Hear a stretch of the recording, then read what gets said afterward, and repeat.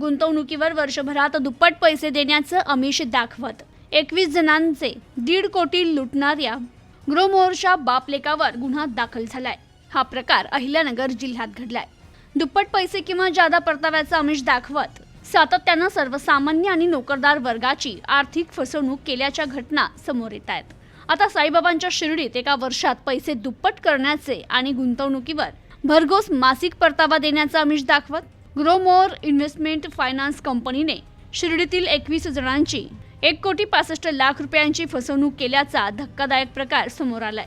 विशेष म्हणजे या कंपनीने विविध जिल्ह्यातील शेकडो गुंतवणूकदारांची तब्बल 300 कोटीहून अधिक रकमेची फसवणूक केल्याची शंका असून या प्रकरणी मुख्य सूत्रधार भूपेंद्र सावळे पाटील याला नंदुरबार पोलिसांनी शहादा येथे अटक केली आहे। तर आरोपी सावळे पाटील याच्यावर अहिल्यानगर जिल्ह्यातील शिर्डी आणि राहता येथे देखील गुन्हे दाखल झाले आहेत। शिर्डीतील अनेकांना वर्षभरात दुप्पट पैसे आणि गुंतवणुकीवर भरघोस परतावा देण्याचा आमिष दाखवत कोट्यावधींची फसवणूक करण्यात आल्याचा धक्कादायक प्रकार उघडकीस आलाय।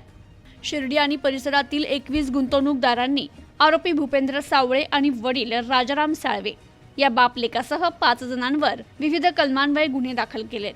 तर या घोटाळ्यात अनेकांनी पुढे येत गुन्हा दाखल केला असून आज जरी रक्कम कमी असली तरी आरोपींवर धुळे, नंदुरबार, मनमाड यांसह अनेक ठिकाणी गुन्हे दाखल होण्याची शक्यता असून या घोटाळ्याची व्याप्ती देखील वाढण्याची शक्यता आहे। त्यामुळे फसवणुकीबाबतचा आकडा वाढण्याची शंका आहे। तर नंदुरबार जिल्ह्यातील शहादा पोलीस ठाण्यात या प्रकरणातील मुख्य आरोपी अटक असून इतर 6 जण मात्र अद्यापही फरार आहे। तर भूपेंद्र सावळे आणि त्याच्या साथीदारांनी आणखी कोणाची फसवणूक केली असल्यास नागरिकांनी स्वतः पुढे येऊन पोलिसांकडे तक्रार करावी असं आवाहन शिर्डीचे उपविभागीय पोलीस अधिकारी शिरीष वमने यांनी केले। Bureau report, news today 24, Shirdi, Ahilyanagar.